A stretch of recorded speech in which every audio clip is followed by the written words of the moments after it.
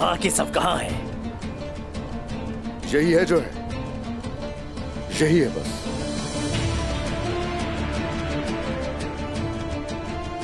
क्या तुम इस तरह शहंशाह से मुलाकात करोगे? हम तो उससे बात करने जा रहे हैं, और बात करने के लिए हमें क्यों चाहिए ज्यादा लोग? और जो चाहिए है वो हमारे साथ है। मुझे एक सवाल तंग कर रहा है उस्मान साहब।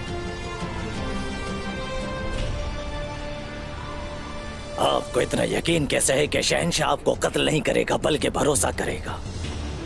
आज तो बस फैसला करेगा वो कि कुस्तुन दुनिया वो तुर्कों के या फिर मंगोलों के हवाले करना चाहेगा।